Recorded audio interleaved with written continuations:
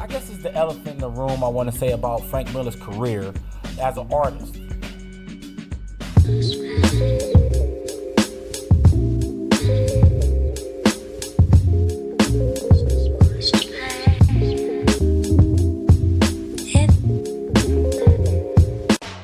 Wolverine Volume 1 by Frank Miller, Chris Claremont, and Joe Rubenstein is a 4-issue miniseries that explores Wolverine's origins.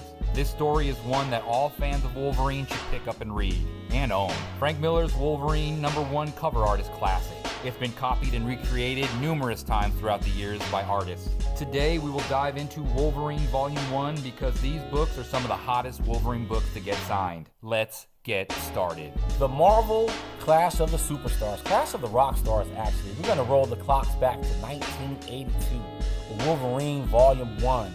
Chris Claremont and Frank Miller. They're household names now, but they were definitely household names then. Chris Claremont, as you know, is probably, I don't know if you agree or not, Chris, but I think it's kind of just facts. Chris Claremont is probably the godfather of X-Men, would you say? I know he didn't create the X-Men, but I mean, as far as the significant stories about X-Men and just the overall canon of X-Men kind of came out of the brain of Chris Claremont. And by this time, so it was 1982, leading into 1982, you had Days of Future Past, you also had the Dark Phoenix saga. With Frank Miller, he was already a rock star with Daredevil. So now they're joining forces to come and create the origin stories of Wolverine and its significance. And so, Chris, I just want to know, because we were little pups, little younglings. I mean, we would be like prodigies if we were up on the game of Wolverine Volume 1 in 1982. How did this book get on your radar? Well, obviously, since we're very similar in age, neither one of us knew, and I definitely didn't know. It first came onto my radar, I would say 91, 92-ish, really when the X-Men cartoon started coming out and they launched the second X-Men title, X-Men, with Jim Lee and Chris Claremont as the writers.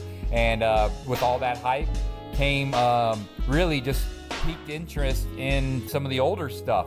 Now knowing that Wolverine was going to be up front and center during the 1991 X-Men run, it really just started highlighting some of his older stuff, and that's really when I first discovered the Wolverine Volume 1 and the iconic covers by Frank Miller. So I was going to ask you that question because it's 2020 now. This came out in 1982. And now we know that this was the origin of Wolverine, or at least the beginnings of origin. It wasn't like the absolute origin, because there's still a lot of mystery with Wolverine today. But the beginnings of having an origin story. But when we talk about like the 80s and killer stories, Wolverine Volume 1 doesn't come up. So I'm asking you this question, and let's keep it 100, right? Is it about the story or is it about the actual art? Because I've seen these covers before and they're pretty awesome. Wolverine is my #1 character, so I obviously care about the story and the art. But if I'm looking at it from an outside lens, really it's all about the cover art. These are some of the most classic covers out there. They've been recreated and duplicated and used in other mediums and really just copied because they are that fantastic. When thinking about iconic covers for any character, Wolverine #1 is probably top 10 on most people's list. And so what's the value of these books now? Well, if you're trying to buy the whole set in near mint condition, you're definitely going to spend $200, if not more. #1 by itself is in the $50 to about $150 range, depending on the condition of it. Near mint, obviously, is what you're looking for as a collector. I would say number 2 through 4 are on average about $35 to about $60, $70 in near mint condition. That doesn't include signatures, obviously, because they can be subjective, but I do believe they increase the value as well. Now, when you say near mint, are you talking about graded near mint or are you talking about raw near mint? Raw near mint. You know, Mike, you and I don't really mess with CGC books, so... Just trying to be clear, my man. You know, when people say near mint, I mean, near mint is like 9 point whatever, right? And so, like, well, we're talking about clean, right? Clean raw books. Ooh, baby, I like it raw.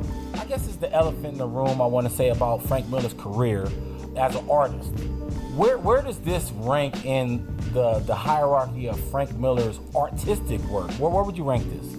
Let me see. I mean, he's definitely done some key work before. He's been on Daredevil, Sin City, Ronin. I mean, the Dark Knight Returns. But for me, I would go with Wolverine Volume 1 as his most key art to collect and own.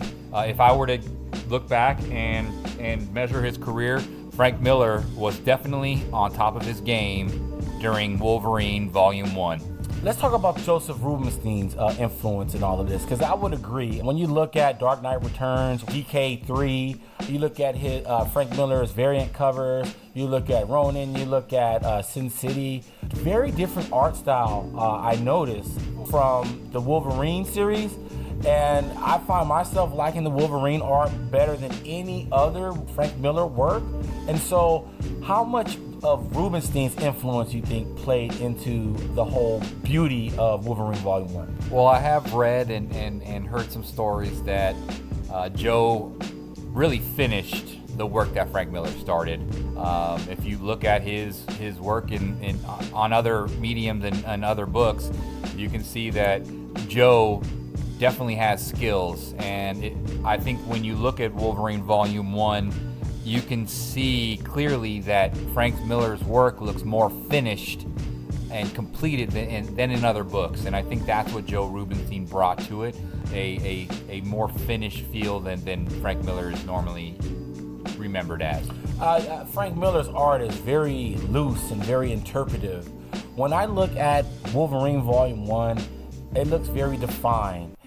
There's a lot of contrast. There's a lot of darkened colors. There's a lot of heavy inks. Even when Frank Miller was working with Klaus Janson in The Dark Knight Returns, things still was very, very loose. And when I look at this, everything is Wolverine, the characterizations of Wolverine and the other characters look more defined. And I wondered what happened. I always wondered what happened between Wolverine and then the rest of Frank Miller's art. And then so I guess the missing link is Rubenstein, because when you look at everything else, everything is consistent.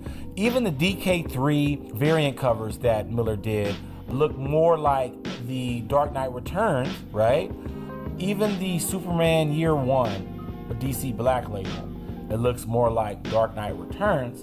And then you see Wolverine Volume 1, and it just stands out, and aesthetically is just more pleasing to me. I would completely agree with that statement. I think it's his best work ever. So we're here on Sig Slayers, ladies and gentlemen, and as you can see before you, you see these beautiful four, not just one, four Wolverine Volume 1s, and multiples, all signed. We call them tatted up. They're very tatted up on the sleeve or the cover, you want to call it. They've been blessed. They've been blessed, right? But Chris, how long you had these books, and how long did it take for you to get them signed? I've had these particular books about 2 to 4 years. They're all a work in progress. I was actually hoping to be further along. As you know, we missed out on some cons earlier this year, so we've been kind of held back. Yep. But really, most of the signatures happened at Comic-Con last year, or actually have been facilitated in the last several months while we've been all stuck at home. And I got Chris Claremont actually almost 3 years ago now on these books. They are also signed by Frank Miller. I picked those up online actually, found some killer deals earlier this year. But as always, there's more signatures to get to complete these books. I need Frank on the cover of 1, 2, and 4. So the work is still need to be put in, and I'm hoping to have these finished hopefully by next year sometime. You brought up something, Chris. You mentioned facilitation, and in this post-pandemic, current pandemic that we're in 2020, there's a lot of that going on with private signings and facilitation and stuff. So are you saying that you got one of these or a couple of these books signed to a facilitator? What's going on with that? Luckily, as you know, we post hot books online, and Joe Rubenstein reached out to us and said, hey, how come I haven't signed your books yet? Aha! So reached out to him, and we worked out a deal, and I sent him my books. He signed them, and I got them back in the mail. So, I mean, you got to cut corners where you can to keep getting books. This time last year, Mike and I had about 1,000 books signed. This year alone, maybe we're at 50. So we just got to keep pushing. If 50, right? Yeah. So the grind keeps going. The grind keeps continuing. I hope one day that this all goes back to normal and we could be able to meet the greats like Frank Miller and Chris Claremont. I know Chris Claremont's out there doing stuff. He's just not in California. Right. But Chris Claremont's out there making it happen, making people's dreams happen right now with getting some of these Wolverines and some of these classic X-Men covers signed. So Chris Claremont's doing his thing. But we hope things get back to normal. And yeah, the facilitation thing is a big phenomenon now. But I think that it's more fun to get things done in person. Oh, fully. Getting to meet the person, talking to them, interacting, and really just starting to build a story and a relationship is what it's really all about. Well, that's all for our show, ladies and gentlemen. If you like what you see, please subscribe and hit that like button. We're the Stash Bros. I'm Mike, speaking for Chris. We're out. Peace!